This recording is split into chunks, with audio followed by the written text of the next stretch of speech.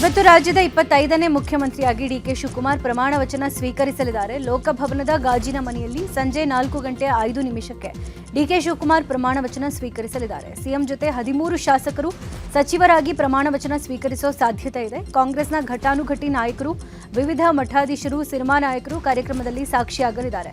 ಇದಕ್ಕಾಗಿ ಲೋಕಭವನದಲ್ಲಿ ಭರ್ಜರಿ ಸಿದ್ಧತೆಗಳನ್ನು ಮಾಡಿಕೊಳ್ಳಲಾಗಿದೆ. ಇವತ್ತು ರಾಜ್ಯದಲ್ಲಿ ಡಿಕೆ ಶಿವಕುಮಾರ್ ನೇತೃತ್ವದಲ್ಲಿ ನೂತನ ಸರ್ಕಾರ ಅಸ್ತಿತ್ವಕ್ಕೆ ಬರ್ತಾ ಇದ್ದು, ನಿನ್ನೆ ಮಲ್ಲಿಕಾರ್ಜುನ್ ಖರ್ಗೆ ನಿವಾಸದಲ್ಲಿ ಮಹತ್ವದ ಮಾತುಕತೆ ಮಾಡಲಾಗಿದೆ.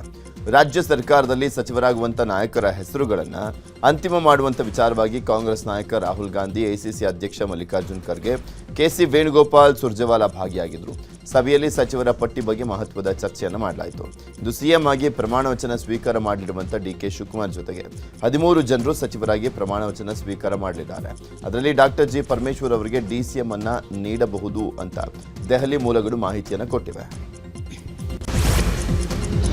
ದೆಹಲಿಯಲ್ಲಿ ಸಚಿವ ಸಂಪುಟ ಕಸರತ್ತು ನಡೆಸಿದ ಬಳಿಕ ಡಿಕೆ ಶಿವಕುಮಾರ್, ಸಿದ್ದರಾಮಯ್ಯ ದೆಹಲಿಯಿಂದ ಬೆಂಗಳೂರಿಗೆ ವಾಪಸ್ ಆಗಿದ್ದಾರೆ.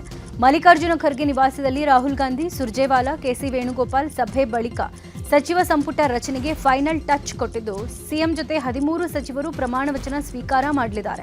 ಇದರ ಜೊತೆಗೆ ರಾಜ್ಯಸಭೆ ಹಾಗೂ ಪರಿಷತ್ ಚುನಾವಣೆ ಅಭ್ಯರ್ಥಿಗಳ ಬಗ್ಗೆಯೂ ಚರ್ಚೆ ನಡೆದಿದೆ. ದೆಹಲಿಯಿಂದ ವಾಪಸ್ ಆದ ಬಳಿಕ ಕ್ಯಾಬಿನೆಟ್ ಲಿಸ್ಟ್ ಆಗಿರೋ ವಿಚಾರಕ್ಕೆ ನಿಯೋಜಿತ ಡಿಕೆಶಿ ಪ್ರತಿಕ್ರಿಯೆ ಕೊಟ್ಟಿದ್ದು, ಇವತ್ತು 10 ಗಂಟೆ ಬಳಿಕ ಸಚಿವರ ಲಿಸ್ಟ್ ಗೊತ್ತಾಗುತ್ತೆ. ಸದ್ಯ ಈಗ ಚರ್ಚೆ ಆಗ್ತಾ ಇರೋ ಹೆಸರುಗಳು ಅಧಿಕೃತ ಅಲ್ಲ ಹೀಗಂತ ಹೇಳಿದ್ದಾರೆ. ಏನು ಹೆಸರುಗಳು ಸ್ಪೆಕ್ಯುಲೇಷನ್ ಆಗ್ತಾ ಇದೆ, ಅದೆಲ್ಲ ಅಧಿಕೃತ ಅಲ್ಲ. 10 ಗಂಟೆ ಮೇಲೆ 10 ಗಂಟೆನೋ ಮಧ್ಯಾಹ್ನ ನನಗೆ ಹೆಸರನ್ನ ದೆಹಲಿಯವರು ಕಳಿಸ್ಕೊಡ್ತಾರೆ. ನಾವೆಲ್ಲ ಸೇರಿ ಚರ್ಚೆ ಮಾಡಿದ್ದೀವಿ, ನಮ್ಮ ಅಭಿಪ್ರಾಯನ ತಿಳಿಸಿದ್ದೀವಿ. ಅಂತಿಮ ತೀರ್ಮಾನ ದೆಹಲಿಯವರು ಮಾಡಿ ನನಗೆ ಕಳಿಸ್ಕೊಡ್ತಾರೆ. ಆಮೇಲೆ ನಾನು ರಾಜಭವನ್ಗೆ ಪಟ್ಟಿಯನ್ನು ಕಳಿಸ್ಕೊಡ್ತೇನೆ. ಇಷ್ಟು ಮಾತ್ರ ಹೇಳಲಿಕ್ಕೆ ಬಯಸ್ತೇನೆ. ಸಿಎಂ ಸ್ಥಾನಕ್ಕೆ ರಾಜೀನಾಮೆ ನೀಡಿದ್ದಂಥ ಹಂಗಾಮಿ ಸಿಎಂ ಸಿದ್ದರಾಮಯ್ಯನವರಿಗೆ ಎಐಸಿಸಿ ಅಧ್ಯಕ್ಷ ಮಲ್ಲಿಕಾರ್ಜುನ್ ಖರ್ಗೆ ಗುಡ್ ನ್ಯೂಸ್ ಅನ್ನು ಕೊಟ್ಟಿದ್ದಾರೆ. ಕಾಂಗ್ರೆಸ್ನ ನೀತಿ ನಿರೂಪಣಾ ಪ್ರಮೋಚ್ಚ ಮಂಡಳಿ ಸಿಡಬ್ಲ್ಯೂಸಿ ಅಂದರೆ ಕಾಂಗ್ರೆಸ್ ವರ್ಕಿಂಗ್ ಕಮಿಟಿ ಸದಸ್ಯರಾಗಿ ಸಿದ್ದರಾಮಯ್ಯ ಅವರನ್ನು ಎಐಸಿಸಿ ನೇಮಕ ಮಾಡಿದೆ.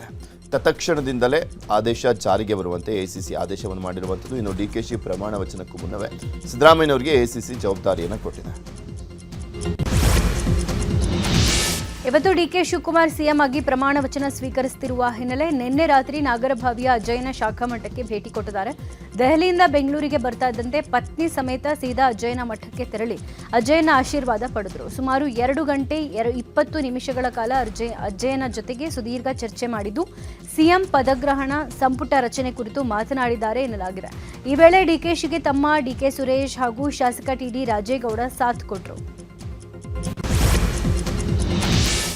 ಇವತ್ತು ಸಿಎಂ ಆಗಿ ಡಿಕೆ ಶಿವಕುಮಾರ್ ಪದಗ್ರಹಣ ಹಿನ್ನೆಲೆಯಲ್ಲಿ ಇದಕ್ಕೂ ಮುನ್ನ ಹುಟ್ಟೂರಾದಂಥ ಕನಕಪುರದ ದೊಡ್ಡಾಲಹಳ್ಳಿ ಗ್ರಾಮಕ್ಕೆ ಡಿಕೆಶಿ ಭೇಟಿಯನ್ನು ಕೊಡಲಿದ್ದಾರೆ. ತಮ್ಮ ಜಮೀನಿನಲ್ಲಿರುವಂಥ ತಂದೆ ಕೆಂಪೇಗೌಡರು ಅಜ್ಜಿಯ ಸಮಾಧಿಗೆ ಪೂಜೆಯನ್ನು ಸಲ್ಲಿಸಲಿದ್ದಾರೆ.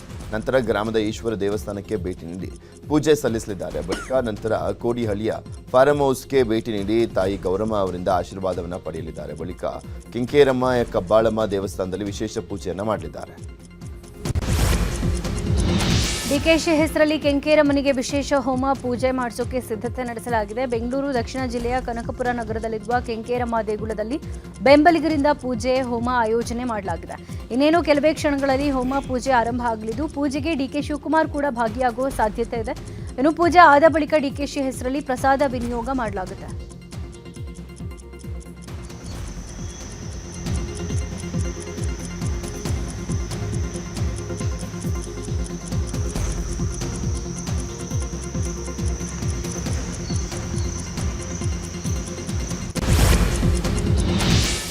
ಡಿಕೆ ಶಿವಕುಮಾರ್ ಸಿಎಂ ಆಗಿ ಪ್ರಮಾಣ ವಚನ ಸ್ವೀಕರಿಸುವಂತ ಕಾರ್ಯಕ್ರಮಕ್ಕೆ ಗಣ್ಯರನ್ನ ಆಹ್ವಾನಿಸಲಾಗಿದೆ. ಎಸಿಸಿ ಅಧ್ಯಕ್ಷ ಮಲ್ಲಿಕಾರ್ಜುನ್ ಖರ್ಗೆ, ರಾಹುಲ್ ಗಾಂಧಿ, ಕೆಸಿ ವೇಣುಗೋಪಾಲ್, ರಣದೀಪ್ ಸಿಂಗ್ ಸುರ್ಜೇವಾಲಾ, ಬೇರೆ ರಾಜ್ಯಗಳ ಮುಖ್ಯಮಂತ್ರಿಗಳು, ಉಪಮುಖ್ಯಮಂತ್ರಿಗಳು, ಪ್ರದೇಶ ಕಾಂಗ್ರೆಸ್ ಅಧ್ಯಕ್ಷರುಗಳು, ಸಂಸದರು, ಸರ್ವಧರ್ಮ ಗುರುಗಳು, ಕನಕಪುರ ದೊಡ್ಡಾಲಹಳ್ಳಿ ಸರ್ಕಾರಿ ಶಾಲೆಯ ವಿದ್ಯಾರ್ಥಿಗಳು, ಕೂಲಿ ಕಾರ್ಮಿಕರು, ಪೌರ ಕಾರ್ಮಿಕರು, ರೈತ ಮುಖಂಡರನ್ನ ಆಹ್ವಾನ ಮಾಡಲಾಗಿದೆ. ಇನ್ನುಳಿದಂತೆ ದಲಿತ ಸಂಘಟನೆ ಮುಖಂಡರು, ಹಿಂದುಳಿದ ವರ್ಗಗಳ ಮುಖಂಡರು, ಸ್ತ್ರೀ ಶಕ್ತಿ ಸಂಘಗಳ ಪ್ರತಿನಿಧಿಗಳು, ಮಹಿಳಾ ಮುಖಂಡರು, ಸಿನಿಮಾ ರಂಗ, ನ್ಯಾಯಾಂಗ, ಕ್ರೀಡಾ ಕ್ಷೇತ್ರ, ರಂಗಭೂಮಿ, ಸಾಹಿತಿಗಳು, ಕಲಾವಿದರು, ಕೈಗಾರಿಕೋದ್ಯಮಿಗಳು, ವಾಣಿಜ್ಯೋದ್ಯಮಿಗಳು, ಹೋಟೆಲ್ ಉದ್ಯಮಿಗಳು, ಯುವ ಮುಖಂಡರು ಸೇರಿದಂತೆ ಬರೋಬ್ಬರಿ 3 5,500 ಜನರಿಗೆ ಆಹ್ವಾನವನ್ನು ಕೊಡಲಾಗಿದೆ.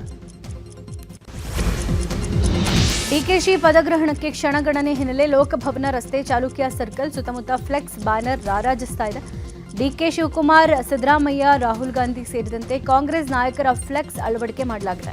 ಇನ್ನು ಲೋಕಭವನ ರಸ್ತೆಯ ಎರಡೂ ಕಡೆ ಬೃಹತ್ ಎಲ್ಇಡಿ ಸ್ಕ್ರೀನ್ ಅಳವಡಿಸಲಾಗಿದೆ. ಕಾರ್ಯಕರ್ತರು, ಬೆಂಬಲಿಗರ ವೀಕ್ಷಣೆಯ ಸಲುವಾಗಿ ಎಲ್ಇಡಿ ಸ್ಕ್ರೀನ್ ಅಳವಡಿಸಲಾಗಿದೆ. ಲೋಕಭವನದ ಮುಖ್ಯ ದ್ವಾರದಲ್ಲಿ ಪ್ರಮಾಣ ವಚನ ಸ್ವೀಕಾರ ಸಮಾರಂಭ ಎಂಬ ಬೃಹತ್ ಕಮಾನ್ ಅನ್ನು ಅಳವಡಿಸಲಾಗಿದ್ದು ಭರ್ಜರಿ ಸಿದ್ಧತೆ ಮಾಡಿಕೊಳ್ಳಲಾಗಿದೆ.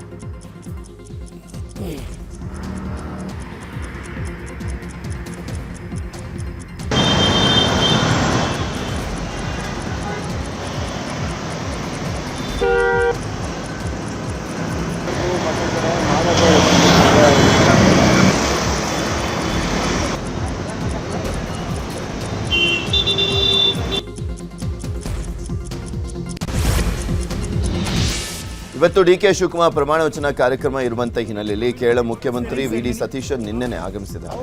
ಕೊಚ್ಚಿಯಿಂದ ಕೆಂಪೇಗೌಡ ಅಂತಾರಾಷ್ಟ್ರೀಯ ವಿಮಾನ ನಿಲ್ದಾಣಕ್ಕೆ ಆಗಮಿಸಿದ್ದಾರೆ. ಕೆಂಪೇಗೌಡ ಅಂತಾರಾಷ್ಟ್ರೀಯ ವಿಮಾನ ನಿಲ್ದಾಣದಿಂದ ಬೆಂಗಳೂರಿಗೆ ಬಂದಿರುವಂಥದ್ದು ಕೇರಳ ಮುಖ್ಯಮಂತ್ರಿ V D. Satheesan.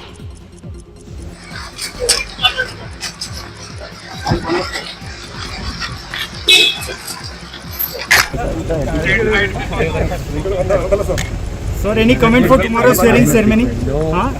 How? D K Shivakumar ಪದಗ್ರಹಣ ಕಾರ್ಯಕ್ರಮದಲ್ಲಿ ಭಾಗಿಯಾಗಬೇಕಾಗಿರುವಂತಹ ಹಿನ್ನೆಲೆಯಲ್ಲಿ ಮದುರೈಗೆ ತೆರಳಿದಂತ ನಿರ್ಮಲಾನಂದನಾಥ ಸ್ವಾಮೀಜಿ ವಾಪಸ್ ಆಗಿದ್ದಾರೆ. ಕೆಂಪೇಗೌಡ ಏರ್ಪೋರ್ಟ್ಗೆ ಆಗಮಿಸಿದಂತ ಆದಿಚುಂಚನಗಿರಿ ಮಠದ ಪೀಠಾಧ್ಯಕ್ಷ ನಿರ್ಮಲಾನಂದನಾಥ ಸ್ವಾಮೀಜಿ ಸಿಎಂ ಪದಗ್ರಹಣ ಕಾರ್ಯಕ್ರಮದಲ್ಲಿ ಭಾಗವಹಿಸುತ್ತೇನೆ ಅಂತ ಹೇಳಿದ್ದಾರೆ.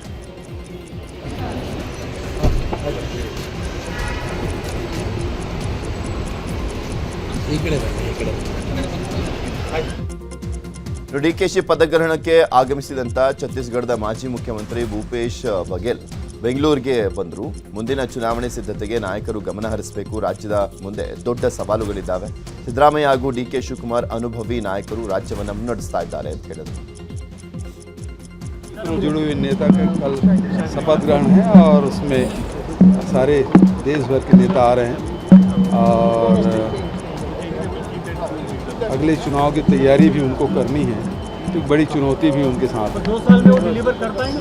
निश्चित रूप से बिल्कुल दोनों नेता हमारे बहुत ही सम्माननीय और बहुत कर्मठ और अनुभवी नेता, जुड़े हुए नेता का कल ಸ್ಪೀಕರ್ ಆಗಿದ್ದ ಯುಟಿ ಖಾದರ್ ಸಚಿವರಾಗುವ ಸಾಧ್ಯತೆ ಇರೋದ್ರಿಂದ ವಿಧಾನಸಭೆ ಸಚಿವಾಲಯದಲ್ಲಿ ಔತಣಕೂಟ ಏರ್ಪಡಿಸಲಾಗಿತ್ತು. ಸಭಾಧ್ಯಕ್ಷರು ಹಾಗೂ ಸಚಿವಾಲಯದ ಅಧಿಕಾರಿಗಳು ಹಾಗೂ ಸಿಬ್ಬಂದಿಗೆ ಔತಣಕೂಟ ಏರ್ಪಡಿಸಲಾಗಿತ್ತು. ವಿಧಾನಸೌಧದ ಬ್ಯಾಂಕ್ವೆಟ್ ಹಾಲ್ನಲ್ಲಿ ಔತಣಕೂಟಕ್ಕೂ ಮೊದಲು ವೇದಿಕೆ ಕಾರ್ಯಕ್ರಮ ಆಯೋಜನೆ ಮಾಡಲಾಗಿತ್ತು. ಕಾರ್ಯಕ್ರಮದಲ್ಲಿ ಸ್ಪೀಕರ್ ಯುಟಿ ಖಾದರ್, ಉಪಸಭಾಪತಿ ರುದ್ರಪ್ಪ ಲಮಾಣಿ, ವಿಧಾನಸಭೆ ಕಾರ್ಯದರ್ಶಿ ಎಂಕೆ ವಿಶಾಲಾಕ್ಷಿ ಉಪಸ್ಥಿತರಿದ್ದರು. ಇನ್ನು ಸಚಿವ ಸ್ಥಾನದ ಬಗ್ಗೆ ವಿಧಾನಸೌಧದಲ್ಲಿ ಯುಟಿ ಖಾದರ್ ರಿಯಾಕ್ಷನ್ ಕೊಟ್ಟಿದ್ದಾರೆ. ಸಚಿವ ಸ್ಥಾನದ ಬಗ್ಗೆ ಅಧಿಕೃತ ಮಾಹಿತಿ ಇಲ್ಲ. ಡಿಸಿಎಂ ಅಥವಾ ಸಚಿವ ಸ್ಥಾನದ ಬಗ್ಗೆಯೂ ಮಾಹಿತಿ ಸಿಕ್ಕಿಲ್ಲ. ಇವತ್ತು 12 ಗಂಟೆ ಒಳಗೆ ಏನಾದರೂ ಅಧಿಕೃತ ಮಾಹಿತಿ ಬಂದರೆ ಸ್ಪೀಕರ್ ಸ್ಥಾನಕ್ಕೆ ರಾಜೀನಾಮೆ ಕೊಡ್ತೀನಿ ಅಂತ ಹೇಳಿದರು. ಕೂಡ ನಮಗೇನಾದರೂ ಮಾಹಿತಿ ಬಂದಿದೆಯಾ? ಹೇಗೆ? ನನಗೆ ಯಾವುದೇ ಮಾಹಿತಿ ಇಲ್ಲ. ನಾನು ಸ್ಪೀಕರ್ ಆಗಿ ಇದ್ದೇನೆ. ಅದೇ ನನಗೆ ಅಧಿಕೃತವಾಗಿ ನನಗೆ ಮಾಹಿತಿ ಬರಲಿಲ್ಲ. ಇದು ಪ್ರಮಾಣ ವಚನದ್ದು ಆ ಮಾಹಿತಿ ಬರ್ತದೆ, ಬೇರೆ ಬೇರೆ ಖಾತೆಗಳ ಮಾಹಿತಿ ಬರ್ತದೆ 5ರಲ್ಲಿ. ಬಟ್ ನಮ್ಗೆ ಯಾವ್ದು ಕೂಡ ನಮ್ಮ ಹಿರಿಯ ನಾಯಕರು ನಮಗೆ ಮಾತಾಡ್ತಾರೆ. ಇದರ ಬಗ್ಗೆ ಎಂದು ಕೂಡ ಅವರು ಮಾತಾಡಲಿಲ್ಲ. ಯಾವುದ್ರ ಬಗ್ಗೆ ಕೇಳಲಿಕ್ಕೂ ಇಲ್ಲ. ಈಗ ನೋಡಿ, ಈಗ ನಾವೀಗ ಒಂದು ಸ್ಥಾನದಲ್ಲಿದ್ದೇವೆ. ಈಗ ನಾವು ಕೆಲಸ ಮಾಡ್ತಾ ಇರ್ತಿದ್ದೇವೆ. ಸ್ಥಾನ ಕೊಟ್ಟು ಅದಕ್ಕೆ ಹೋಗಿ ಕೆಲಸ ಮಾಡುವಂಥದ್ದು. ಸೊ ಅದು ಅಲ್ಲಿ ಬರಲೇಬೇಕಂತ ಕಾಯುವಂಥ ಪ್ರಶ್ನೆ ಏನಿಲ್ಲ. ಒಮ್ಮೆ ನಮ್ಗೆ ಅಧಿಕೃತ ಆದೇಶ ಬಂದ ನಂತರ ನಾನು ಬಹುಶಃ ನನ್ನ ಡೆಪ್ಯೂಟಿ ಅವರಿಗೆ ಅದನ್ನು ಕೊಡಬೇಕು. ಅದನ್ನು 12 ಗಂಟೆ ಕೊಡ್ತೇನೆ. ಅಫಿಷಿಯಲ್ ಆಗಿ ನಮ್ಗೆ ಯಾವುದು ಕೂಡ ಬರಲಿಲ್ಲ ಇದರಲ್ಲಿ.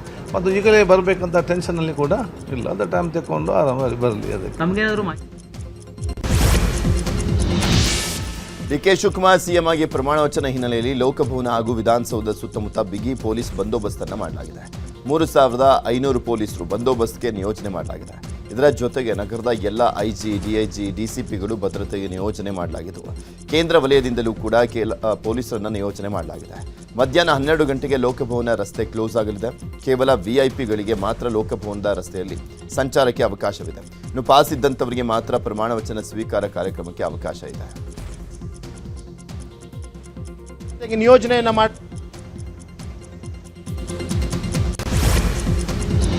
ಡಿಕೆ ಶಿವಕುಮಾರ್ ಸಿಎಂ ಆಗಿ ಪಟ್ಟಾಭಿಷೇಕ ನಿಗದಿ ಆಗಿರೋ ಬೆನ್ನಲ್ಲೇ ನೆಲಮಂಗಲದಲ್ಲಿ 9 ರಿಂದ 10 ಲಕ್ಷದ ಲಾಡು ರೆಡಿ ಮಾಡಲಾಗ್ತಾ ಇದೆ. ನೆಲಮಂಗಲ ತಾಲೂಕಿನ ಪ್ರತಿ ಮನೆಗೂ ಲಾಡು ಬಾಕ್ಸ್ ಹಂಚಿಕೆಗೆ ತಯಾರಿ ನಡೆದಿದೆ. ಸುಮಾರು 250 ರಿಂದ 300 ಮಂದಿ ಬಾಣಸಿಗರು ಲಾಡು ತಯಾರಿಸಿದ್ದಾರೆ.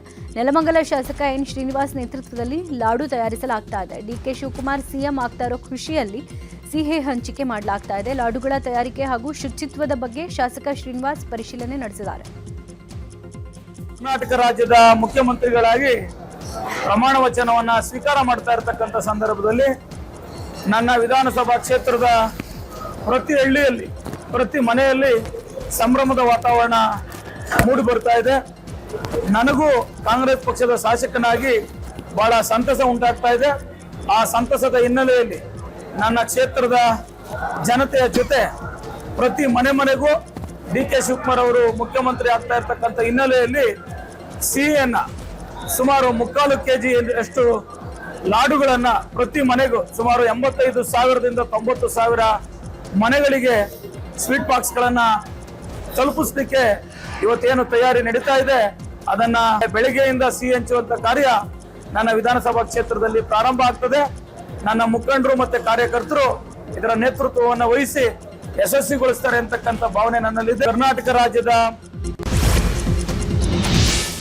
ಮಂತ್ರಿ ಸ್ಥಾನ ಮತ್ತು ಕೆಪಿಸಿಸಿ ಅಧ್ಯಕ್ಷ ಸ್ಥಾನಕ್ಕೆ ಟ್ರೈ ಮಾಡ್ತಾ ಇರುವಂತಹ ಸತೀಶ್ ಜಾರಕಿಹೊಳಿ ಬೆಂಗಳೂರಿಗೆ ಆಗಮಿಸಿದ್ದಾರೆ. ಏರ್ಪೋರ್ಟ್ನಲ್ಲಿ ಮಾತನಾಡಿದಂತ ಅವರು ದೆಹಲಿಯಲ್ಲಿ ಹೈಕಮಾಂಡ್ ಭೇಟಿ ಮಾಡಿ ಬಂದಿದ್ದೇನೆ, ಸಚಿವ ಸ್ಥಾನದ ಅಂತಿಮ ಪಟ್ಟಿ ಮಾಡ್ತಾ ಇದ್ದಾರೆ, ಅಧಿಕೃತವಾಗಿ ಬರುವವರೆಗೂ ಎಲ್ಲವೂ ಕೂಡ ಊಹಾಪೋಹ, ಇಂದು ಪಟ್ಟಿ ಬರುತ್ತದೆ ಅಂತ ಹೇಳಿದ್ರು. ಇನ್ನು ಸಿದ್ದರಾಮಯ್ಯ ವಿರುದ್ಧ ಸಹಿ ಸಂಗ್ರಹ ಕೇವಲ ಊಹಾಪೋಹ ಅಂತ ಹೇಳಿದ್ರು. ಇನ್ನು ಇದೇ ವೇಳೆ ದೆಹಲಿಯಿಂದ ವಾಪಸ್ ಆದಂಥ ಶಾಸಕರಾದಂಥ ಕೋನರೆಡ್ಡಿ, ಲಕ್ಷ್ಮಣ್ ಸವದಿ, GS ಪಾಟೀಲ್, ಬಸವರಾಜ ರಾಯರೆಡ್ಡಿ ಕೂಡ ಸಚಿವ ಸಂಪುಟ ವಿಚಾರದ ಬಗ್ಗೆ ಮಾತನಾಡಿದ್ದಾರೆ. ಇವತ್ತು ಭೇಟಿಯಾಗಿದ್ದೀವಿ. ಸೊ ಅಂತಿಮವಾಗಿ ಮಾಡ್ತಿದ್ದಾರೆ. ಅವ್ರಿಗೆ ಪಕ್ಷಕ್ಕೆ ಅವಶ್ಯಕತೆ ಇದೆ ಸರ್ಕಾರಕ್ಕೆ. ಇನ್ನೂ ಅಂತಿಮದಲ್ಲಿದೆ, ಬಹುಶಃ ಮಾಡ್ಬೋದು. ಇನ್ನೊಂದು ರಾತ್ರಿ ಆಗ್ಬೋದು ಅಥವಾ ಬೆಳಗ್ಗೆ ಆಗ್ಬೋದು, ಗೊತ್ತಿಲ್ಲ. ನಮಗೆ ಗೊತ್ತಿಲ್ಲ ಅಂತ ಹೇಳಿದ್ರೆ ನಮಗೆ ಗೊತ್ತಿಲ್ಲ. ನಾಳೆವರೆಗೆ ವೇಟ್ ಮಾಡಬೇಕು, ಬರಬೇಕಲ್ಲ ಅಲ್ಲಿಂದ ಅಧಿಕೃತ ಬಂದ್ಮೇಲೆ ಅವಾಗೇನೆ ಕನ್ಫರ್ಮ್. ಅಲ್ಲಿವರೆಗೆ ಹೂವಾಪು ಅಷ್ಟೇ. ಪ್ರಮಾಣ ವಚನ ಸ್ವೀಕಾರ ಮಾಡ್ತಕ್ಕಂಥ ಸನ್ಮಾನ್ಯ ಡಿ ಕೆ ಶಿವಕುಮಾರ್ ಸಾಹೇಬ್ ಕೂತ್ಕೊಂಡು ಎಲ್ಲ ಶಾಸಕರು ಕೂಡ ಚರ್ಚೆ ಮಾಡಿದ್ದಾರೆ. 10 ರಿಂದ 15 ಜನ ನಾಳೆ ಓದ್ ತಗೊಳ್ತಕ್ಕಂಥದ್ದು, ಉಳ್ಕಿದ ನಂತರ ಮಾಡೋಣ ಅಂತ ಹೇಳಿದ್ರು. ಆ ರೀತಿಯಾಗಿ ನಾವು ಅಪೀಲ್ ಮಾಡಿಕೊಂಡು ನಮಗೂ ಅವಕಾಶ ಮಾಡ್ಕೊಂಡು ಮಾಡಬೇಕು ಅನ್ನೋಂಥ ಮನವಿಯನ್ನು ಮಾಡೀವಿ. ಅದಕ್ಕೆ ಅಲ್ಟಿಮೇಟ್ಲಿ ಹೈಕಮಾಂಡ್ ಏನು ತೀರ್ಮಾನ ತಗೊಂಡು ಅದಕ್ಕೆ ಎಲ್ಲರೂ ನಾವು ಭದ್ರಾಗಿರ್ತೀವಿ. ಒಳ್ಳೆ ರೀತಿಯಿಂದ ನಾಳೆ ಮುಖ್ಯಮಂತ್ರಿಗಳು ಕಾರ್ಯಕ್ರಮ ಮಾಡ್ತಕ್ಕಂಥದ್ದು, ಅವ್ರಿಗೆಲ್ಲರಿಗೂ ಕೂಡ ನಾವು ಶುಭವನ್ನು ಕೋರ್ತೀವಿ. ಶಾಸಕರ ಬರೋದು ಅಧಿಕೃತವಾಗಿ ಅನೌನ್ಸ್ ಯಾವುದೂ ಆಗಿಲ್ಲಲ್ಲ.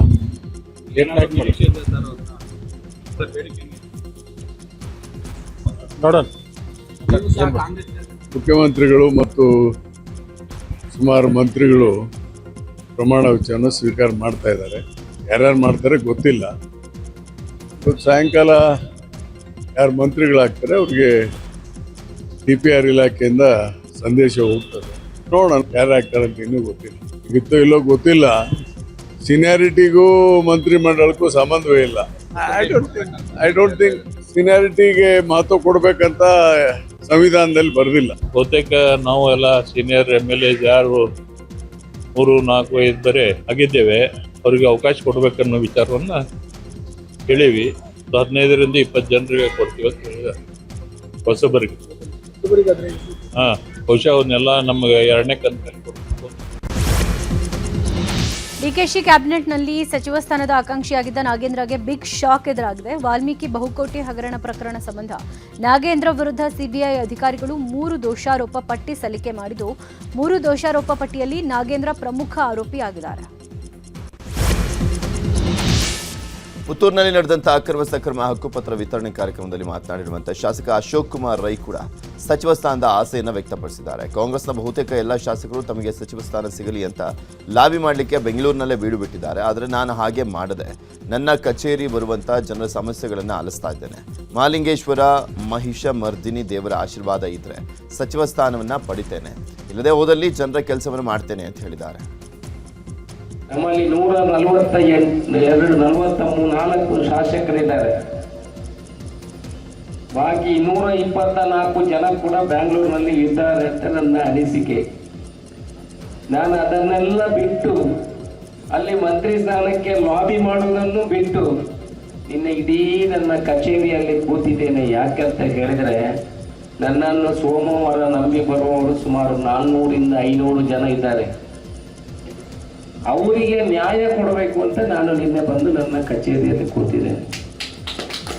ಇವತ್ತು ಎಲ್ಲರೂ ನನಗೆ 2-3 ಜನ ನೀವು ಎಲ್ಲಿದ್ರಿ ಅಂತ ನನಗೆ ಫೋನ್ ಬಂತು. ನಾನು ಊರಲ್ಲಿದ್ದೇನೆ. ಅಲ್ಲ ಮರ, ಇವತ್ತು ನೀನು ಬ್ಯಾಂಗ್ಳೂರಿಗೆ ಬರುವುದಿಲ್ಲಲ್ಲ. ನನ್ನ ಅಕ್ರಮ ಸಕ್ರಮ ಮಾಡುವವರು ಒಂದು 150-200 ಜನ ಇದ್ದಾರೆ. ಅವರಿಗೆ ನ್ಯಾಯ ಕೊಟ್ಟರೆ ನಾನು ಇನ್ನೊಮ್ಮೆ ಶಾಸಕ ಆಗ್ಬೋದು. ನಾನು ಬ್ಯಾಂಗ್ಳೂರಲ್ಲಿ ಹೋಗಿ ಕೂತ್ರೆ ಇನ್ನೊಮ್ಮೆ ಶಾಸಕ ಆಗಲಿಕ್ಕೆ ಕಷ್ಟ. ಬೆಂಗಳೂರು ಏರ್ಪೋರ್ಟ್ನಲ್ಲಿ ಬಿಜೆಪಿ ಉಸ್ತುವಾರಿ ರಾಧಾ ಮೋಹನ್ ಮಾತನಾಡಿ, ಕರ್ನಾಟಕದ ಜನತೆಗೆ ಕಾಂಗ್ರೆಸ್ ಮೋಸ ಮಾಡಿದೆ. ಸಿದ್ದರಾಮಯ್ಯ, ಡಿಕೆ ಶಿವಕುಮಾರ್ ಪೈಪೋಟಿಯಲ್ಲೇ 3 ವರ್ಷ ವ್ಯರ್ಥ ಆಗೋಗಿದೆ. 53,000 ಕೋಟಿ ಎಲ್ಲಿಗೆ ಹೋಯ್ತು ಅನ್ನೋದಕ್ಕೆ ಕಾಂಗ್ರೆಸ್ ಉತ್ತರ ಕೊಡಬೇಕು. ಗ್ಯಾರಂಟಿ ಯೋಜನೆಗಳಿಗಿಂತ ಹಣದ ಲೆಕ್ಕ ಕೊಡಿ ಅಂತ ಆಗ್ರಹಿಸಿದರು. ದಲಿತರು ಮತ್ತು ಒಬಿಸಿ ಸಮುದಾಯದ ಹೆಸರಲ್ಲಿ ರಾಜಕೀಯ ಮಾಡಲಾಗ್ತಾ ಇದೆ. ಜನ ಇದನ್ನ ಸಹಿಸೋದಿಲ್ಲ ಅಂತ ಹೇಳಿದರು. नागरिकों के साथ धोखा है. 3 साल से सरकार चला रहे, आपस में लड़ने के सिवाय इन दोनों लोगों ने, सिद्धारमैया जी ने और शिव कुमार जी ने,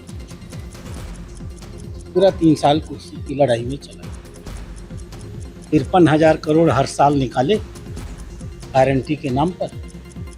कहाँ गए कुछ पता ही नहीं. अब गारंटी वाले मुकदमे कर रहे हैं कोर्ट में. वो रुपया कहाँ गया, हमको गारंटी दो. 53,000 रुपया जो साइफन हुआ. ಇವತ್ತು ಡಿಕೆ ಶಿವಕುಮಾರ್ ಮುಖ್ಯಮಂತ್ರಿಯಾಗಿ ಪ್ರಮಾಣ ವಚನ ಸ್ವೀಕಾರ ಮಾಡುವಂತ ವಿಚಾರವಾಗಿ ಕೆಂಪೇಗೌಡ ಏರ್ಪೋರ್ಟ್ನಲ್ಲಿ ವಿಧಾನ ಪರಿಷತ್ ವಿಪಕ್ಷ ನಾಯಕ ಚಲವಾದಿ ನಾರಾಯಣಸ್ವಾಮಿ ಮಾತನಾಡಿದ್ದು, ರಾಜ್ಯ ಕಾಂಗ್ರೆಸ್ ಸರ್ಕಾರದ ವಾಹನವೇ ಕೆಟ್ಟು ಹೋಗಿದೆ. ಕೆಟ್ಟು ಹೋದಂಥ ವಾಹನ ರಿಪೇರಿ ಮಾಡಬೇಕು. ಸಿಎಂ ಎಂಬ ಡ್ರೈವರ್ ಚೇಂಜ್ ಮಾಡಿದರೆ ಏನೂ ಆಗಲ್ಲ ಅಂತ ಹೇಳಿದ್ದಾರೆ ಅವರು. 2028ಕ್ಕೆ ರಾಜ್ಯದ ಜನ ಬಿಜೆಪಿ ವಾಹನ ಹಿಡಿತಾರೆ. ದಲಿತರಿಗೆ ಕಾಂಗ್ರೆಸ್ ಪಕ್ಷದಲ್ಲಿ ಉಳಿಗಾಲ ಇಲ್ಲ ಅಂತ ಹೇಳಿದರು. ಕಾಂಗ್ರೆಸ್ ಆಡಳಿತ 3 ವರ್ಷ ತೃಪ್ತಿದಾಯಕವಾಗಿಲ್ಲ ಅಂದಮೇಲೆ 2 ವರ್ಷ ಇರುತ್ತೆ ಅಂತ ಏನ್ ಗ್ಯಾರಂಟಿ ಇದೆಯಾ? ಅವರ ಗ್ಯಾರಂಟಿಗಳು ಅವ್ರಿಗೆ ಉರುಳಾಗ್ತಾ ಇವೆ. ಯಾವುದಕ್ಕೂ ವಾಹನ ಕೆಟ್ಟೋದ್ರೆ ವಾಹನ ರಿಪೇರಿ ಮಾಡಬೇಕೆ ಹೊರತು ಡ್ರೈವರ್ನ ಬದಲಾಯಿಸಿದ್ರೆ ಗಾಡಿ ಓಡೋದಿಲ್ಲ. ಇವರು ಡ್ರೈವರ್ಗಳನ್ನ ಮಾತ್ರ ಬದಲಾಯಿಸ್ತವ್ರೆ, ವಾಹನನೇ ಬದಲಾಯಿಸ್ಬೇಕಲ್ಲ. ಜನ ವಾಹನನೇ ಬದಲಾಯಿಸ್ಲಿಕ್ಕೆ ತೀರ್ಮಾನ ಮಾಡ್ಕೊಂಡು ಅಂದ್ಮೇಲೆ ಆ ವಾಹನ ಯಾವುದು? ಭಾರತೀಯ ಜನತಾ ಪಕ್ಷ. 100ಕ್ಕೆ 100 ಬದಲಾಗತ್ತೆ. ಫುಲ್ ಮೆಜಾರಿಟಿಯಲ್ಲಿ ನಮ್ಮ ಸರ್ಕಾರ ಬರುತ್ತೆ. ಕಾಂಗ್ರೆಸ್ ಬಿಎಂಆರ್ಸಿಎಲ್ ಮೆಟ್ರೋ ಪ್ರಯಾಣಿಕರಿಗೆ ಗುಡ್ ನ್ಯೂಸ್ ಕೊಟ್ಟಿದೆ. ಯೆಲ್ಲೋ ಲೈನ್ನಲ್ಲಿ ಹೆಚ್ಚುವರಿ ಮೆಟ್ರೋ ರೈಲುಗಳು ಪ್ರಯಾಣ ಮಾಡಲಿವೆ. ಯೆಲ್ಲೋ ಲೈನ್ಗೆ 2 ಹೊಸ ರೈಲುಗಳ ಸೇರ್ಪಡೆಯಾಗಿದ್ದು ಹಳದಿ ಮಾರ್ಗದಲ್ಲಿ ಪ್ರಯಾಣಿಸಲಿವೆ. ಆರ್ವಿ ರೋಡ್, ಬೊಮ್ಮಸಂದ್ರ ಮಾರ್ಗದಲ್ಲಿ ಒಟ್ಟು 10 ರೈಲುಗಳು ಸಂಚರಿಸಲಿವೆ. ಪೀಕ್ ಅವರ್ಸ್ನಲ್ಲಿ ರೈಲುಗಳ ಅಂತರ 9 ರಿಂದ 7 ನಿಮಿಷಕ್ಕೆ ಇಳಿದಿದೆ. ಇನ್ನು ನಾನ್ ಪೀಕ್ ಅವರ್ಸ್ನಲ್ಲಿ 14 ನಿಮಿಷದ ಬದಲು 10 ನಿಮಿಷಕ್ಕೊಮ್ಮೆ ರೈಲು ಪ್ರಯಾಣಿಸಲಿದೆ. ಶನಿವಾರ ಮತ್ತು ಭಾನುವಾರ ದಿನ ಇಡೀ 10 ನಿಮಿಷಗಳ ಅಂತರದಲ್ಲಿ ಮೆಟ್ರೋ ಸೇವೆ ಇರಲಿದೆ. ಪ್ರಯಾಣಿಕರ ನಿರೀಕ್ಷಾ ಸಮಯ ಕಡಿಮೆ ಆಗಲಿದ್ದು ಮೊದಲ ಹಾಗೂ ಕೊನೆಯ ರೈಲು ವೇಳಾಪಟ್ಟಿಯಲ್ಲಿ ಯಾವುದೇ ಬದಲಾವಣೆ ಇಲ್ಲ ಅಂತ ಬಿಎಂಆರ್ಸಿಎಲ್ ತಿಳಿಸಿದೆ. ಗೂಡ್ಸ್ ವಾಹನ ಹಾಗೂ ಕಾರ್ ಮಧ್ಯೆ ಭೀಕರ ಅಪಘಾತ ಸಂಭವಿಸಿದೆ. ಬೆಳಗಾವಿ ಜಿಲ್ಲೆಯ ಚಿಕ್ಕೋಡಿ ತಾಲೂಕಿನ ಕರೋಶಿ ಗ್ರಾಮದ ಹೊರವಲಯದಲ್ಲಿ ನಡೆದಿದೆ. ಡಿಕ್ಕಿ ರಭಸಕ್ಕೆ ಗೂಡ್ಸ್ ವಾಹನ ಪಲ್ಟಿಯಾಗಿದ್ದು ಕಾರು ಚಕಮಗೊಂಡಿದೆ. ಇನ್ನು ಕಾರ್ನಲ್ಲಿದ್ದಂಥವರು ಅದೃಷ್ಟವಶಾತ್ ಪ್ರಾಣಾಪಾಯದಿಂದ ಪಾರಾಗಿದ್ದಾರೆ. ಘಟನೆ ನಡೀತಾ ಇದ್ದಂತೆ ಸ್ಥಳಕ್ಕೆ ಚಿಕ್ಕೋಡಿ ಸಂಚಾರಿ ಪೊಲೀಸರು ಭೇಟಿ ನೀಡಿ ಪರಿಶೀಲನೆ ನಡೆಸಿ ಪ್ರಕರಣ ದಾಖಲು ಮಾಡಿಕೊಂಡಿದ್ದಾರೆ.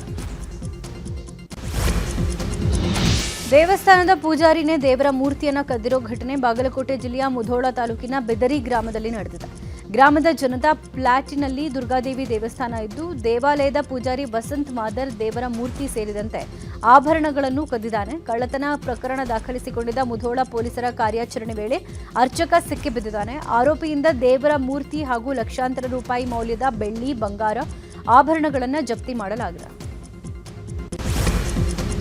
ದಕ್ಷಿಣ ಕನ್ನಡ ಜಿಲ್ಲೆಯ ಮಂಗಳೂರು ಸುಬ್ರಹ್ಮಣ್ಯ ರೈಲಿನ ಕೊನೆ ಕೋಚ್ನಲ್ಲಿ ಗಲಾಟೆ ಮಾಡಿ ಪ್ರಯಾಣಿಕರ ಮೇಲೆ ಹಲ್ಲೆ ಮಾಡಿದ 3 ಆರ್ಪಿಎಫ್ ಸಿಬ್ಬಂದಿ ವಶಕ್ಕೆ ಪಡೆದಿದ್ದಾರೆ.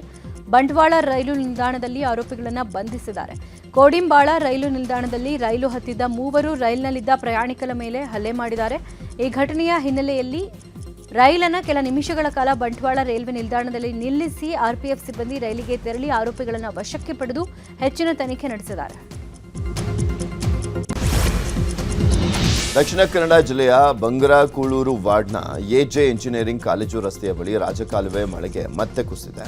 ನಿನ್ನೆ ಸಂಜೆ ಸುರಿದಂಥ ಭಾರೀ ಮಳೆಗೆ ಕಾಲುವೆ ಕುಸಿದಿದ್ದು ತಕ್ಷಣ ಮಾಜಿ ಕಾರ್ಪೊರೇಟರ್ ಕಿರಣ್ ಕುಮಾರ್ ಸ್ಥಳಕ್ಕೆ ಆಗಮಿಸಿ ಪರಿಶೀಲನೆ ಮಾಡಿದರು. ಕುಸಿತಗೊಂಡಂಥ ಭಾಗ ಮತ್ತೆ ಕುಸಿಯದಂತೆ ತಾತ್ಕಾಲಿಕ ಪರಿಹಾರಕ್ಕೆ ಸ್ಟ್ಯಾಂಡ್ ಬ್ಯಾಗ್ ಅನ್ನು ಅಳವಡಿಸಲಾಗುತ್ತದೆ ಅಂತ ಹೇಳಿದರು. ಇನ್ನು ಮಹಾನಗರ ಪಾಲಿಕೆಯು ರಾಜಕಾಲುವೆ ಕುಸಿಯದಂತೆ 1,30,30,000 ರೂಪಾಯಿ ವೆಚ್ಚದಲ್ಲಿ ತಡೆಗೋಡೆ ನಿರ್ಮಿಸಲಿಕ್ಕೆ ನಿರ್ಮಿತಿ ಕೇಂದ್ರವನ್ನು ಸ್ಥಾಪನೆ ಮಾಡಿತ್ತು. ಆದರೆ ಈವರೆಗೂ ಕಾಮಗಾರಿ ನಡೆಯದಂಥ ಪರಿಣಾಮ ಇದೀಗ ರಾಜಕಾಲುವೆ ಮತ್ತೆ ಕುಸಿತ ಕಂಡಿದೆ. ಚಿಕ್ಕಬಳ್ಳಾಪುರ ಜಿಲ್ಲೆಯಾದ್ಯಂತ ಭಾರೀ ಮಳೆಯಾಗಿದೆ. ಚಿಂತಾಮಣಿ, ಚಿಕ್ಕಬಳ್ಳಾಪುರ, ಶಿಡ್ಲಘಟ್ಟ ಸೇರಿದಂತೆ ಹಲವೆಡೆ ವರುಣರಾಯ ಆರ್ಭಟಿಸಿದ್ದಾನೆ. ಭಾರೀ ಮಳೆಯಿಂದಾಗಿ ವಾಹನ ಸವಾರರು ಪರದಾಡುವಂತಾಯಿತು. ಇನ್ನು ಮಂಡ್ಯ ಜಿಲ್ಲೆಯ ಹಲವೆಡೆ ಧಾರಾಕಾರ ಮಳೆಯಾಗಿದ್ದು ಶ್ರೀರಂಗಪಟ್ಟಣ, ಪಾಂಡವಪುರ, ಕೆಆರ್ಪೇಟೆ ತಾಲೂಕಿನಲ್ಲಿ ಮಳೆಯಾಗಿದೆ. ಗುಡುಗು ಸಿಡಿಲು ಸಮೇತ ಮಳೆಯಾಗಿದ್ದು ಹಳ್ಳ ಕೊಳ್ಳ ಉಕ್ಕಿ ಹರಿದಿದೆ. ಚಾಮರಾಜನಗರ ಜಿಲ್ಲೆಯ ಗಡಿಯಂಚಿನ ಮೂಕನಪಾಳ್ಯ ಬಳಿ ಇರುವಂಥ ಕುಂಬಾರಗುಂಡಿಯಲ್ಲಿ ಅಳವಡಿಸಿದ್ದಂಥ ಹೈಮಾಸ್ಟ್ ದೀಪ ಒಂದೇ ತಿಂಗಳಿಗೆ ಕೆಟ್ಟು ನಿಂತಿದೆ. ತಾಂಡಾ ಅಭಿವೃದ್ಧಿ ನಿಗಮದ ವತಿಯಿಂದ 4,50,000 ರೂಪಾಯಿ ವೆಚ್ಚದಲ್ಲಿ ಹೈಮಾಸ್ಟ್ ದೀಪ ಅಳವಡಿಸಲಾಗಿತ್ತು. ಇನ್ನು ಆದರೀಗ ಒಂದೇ ತಿಂಗಳಲ್ಲಿ ಹೈಮಾಸ್ಟ್ ದೀಪ ಕೆಟ್ಟು ನಿಂತಿದ್ದು ಅಧಿಕಾರಿಗಳು ಈ ಬಗ್ಗೆ ತಲೆ ಕೆಡಿಸ್ಕೊಳ್ತಾ ಇಲ್ಲ. ರಾತ್ರಿ ವೇಳೆ ಈ ಭಾಗದಲ್ಲಿ ಓಡಾಡಲಿಕ್ಕೆ ಭಯಪಡುವಂತಾಗಿದೆ ಅಂತ ಗ್ರಾಮಸ್ಥರು ಆತಂಕ ವ್ಯಕ್ತಪಡಿಸಿದ್ದಾರೆ. ಕೊಪ್ಪಳದಲ್ಲಿ ಕಳೆದ ವಾರ ಉತ್ತಮ ಮಳೆಯಾದ ಹಿನ್ನೆಲೆ ಎರೆಭೂಮಿ ಪ್ರದೇಶದಲ್ಲಿ ಹೆಸರು ಬಿತ್ತನೆ ಕಾರ್ಯ ಭರದಿಂದ ಸಾಗಿದೆ. ಕುಕನೂರು, ಯಲಬುರ್ಗಾ ಹಾಗೂ ಕುಷ್ಟಗಿ ತಾಲೂಕಿನ 42,492 ಹೆಕ್ಟೇರ್ ಪ್ರದೇಶದಲ್ಲಿ ರೈತರು ಹೆಸರು ಬಿತ್ತನೆ ಕಾರ್ಯ ಆರಂಭ ಮಾಡಿದ್ದಾರೆ. ಕೋಲಾರ ಜಿಲ್ಲೆಯ ಕೆಜಿಎಫ್ ನಗರದಲ್ಲಿ ರೌಡಿ ಮುಕ್ತ ಕೆಜಿಎಫ್ ಕಾರ್ಯಾಚರಣೆ ಮುಂದುವರೆದಿದೆ. ಆಂಡರ್ಸನ್ ಪೇಟೆ ಪೊಲೀಸ್ ಠಾಣಾ ವ್ಯಾಪ್ತಿಯ ರೌಡಿ ಶೀಟರ್ಗಳಾಗಿರುವಂಥ ಅಂಬಿ ಸಿರಿಲ್ ಹಾಗೂ ಆಂಟೋನಿ ಎಂಬ ಇಬ್ಬರನ್ನ ಕೆಜಿಎಫ್ನಿಂದ ಯಾದಗಿರಿ, ಬಾಗಲಕೋಟೆ ಜಿಲ್ಲೆಗಳಿಗೆ ಗಡೀಪಾರು ಮಾಡಲಾಗಿದೆ. ರೌಡಿ ಶೀಟರ್ ಅಬಿಸಿರಿಲ್ ಈಗಾಗಲೇ 1 ಕೊಲೆ ಹಾಗೂ 5 ಕೊಲೆಯನ್ನ ಪ್ರಕರಣದಲ್ಲಿ ಭಾಗಿಯಾಗಿದ್ದು ಒಟ್ಟು 11 ಕೇಸ್ನಲ್ಲಿ ಆರೋಪಿಯಾಗಿದ್ದಾನೆ. ಇನ್ನು ರೌಡಿ ಶೀಟರ್ ಆಂಟೋನಿ 3 ಕೊಲೆ ಯತ್ನ ಸೇರಿದಂತೆ 11 ಕೇಸ್ನಲ್ಲಿ ಆರೋಪಿಯಾಗಿದ್ದಾನೆ. ಇಬ್ಬರು ಬೇಲ್ನಿಂದ ಹೊರಗೆ ಇದ್ರೂ ಕೂಡ ಮತ್ತೆ ಕಾನೂನುಬಾಹಿರ ಕೃತ್ಯದಲ್ಲಿ ಭಾಗಿಯಾಗಿದ್ರು. ಹೀಗಾಗಿ ಆಂಡರ್ಸನ್ ಪೇಟೆ ಪೊಲೀಸರು ಇಬ್ಬರನ್ನ ಗಡೀಪಾರು ಮಾಡಿದ್ದಾರೆ. ಚಿಕ್ಕಬಳ್ಳಾಪುರ ನಗರಸಭೆಯ 18ನೇ ವಾರ್ಡ್ನಲ್ಲಿ ಸ್ವಚ್ಛತೆ ಇಲ್ಲದೆ ಜನ ದುರ್ನಾತದಲ್ಲೇ ಬದುಕುವಂತಾಗಿದೆ. ಸ್ಥಳೀಯ ಶಾಸಕ ಪ್ರದೀಪ್ ಈಶ್ವರ್ ಕ್ಷೇತ್ರದಲ್ಲಿ ನೈರ್ಮಲ್ಯ ಸಂಪೂರ್ಣ ಮರೀಚಿಕೆ ಆಗಿದೆ. ಹಲವಾರು ವರ್ಷಗಳಿಂದ ಇಲ್ಲಿ ಸರಿಯಾದ ಸ್ವಚ್ಛತಾ ಕಾರ್ಯ ನಡೆದಿಲ್ಲ ಅಂತ ಸ್ಥಳೀಯರು ಆರೋಪ ಮಾಡಿದ್ದಾರೆ. ಕಸದ ರಾಶಿಯಿಂದಾಗಿ ಸಾಂಕ್ರಾಮಿಕ ರೋಗಗಳು ಹರಡೋ ಭೀತಿ ಎದುರಾಗಿದೆ. ಅಧಿಕಾರಿಗಳಿಗೆ ಪದೇ ಪದೇ ಮನವಿ ಸಲ್ಲಿಸಿದ್ರೂ ಯಾವುದೇ ಪ್ರಯೋಜನ ಆಗಿಲ್ಲ. ವರ್ಷಕ್ಕೊಮ್ಮೆ ಮಾತ್ರ ಸ್ವಚ್ಛತೆ ಮಾಡಲಾಗುತ್ತೆ. ನಗರಸಭೆ ಅಧಿಕಾರಿಗಳ ಬೇಜವಾಬ್ದಾರಿತನ ಮತ್ತು ನಿರ್ಲಕ್ಷ್ಯ ಧೋರಣೆಗೆ ವಾರ್ಡ್ ನಿವಾಸಿಗಳು ಬೇಸತ್ತಿದ್ದು ತಾವೇ ಸ್ವಯಂ ಪ್ರೇರಿತರಾಗಿ ರಸ್ತೆಗಿಳಿದು ಸ್ವಚ್ಛತಾ ಕಾರ್ಯ ಮಾಡಿದ್ದಾರೆ.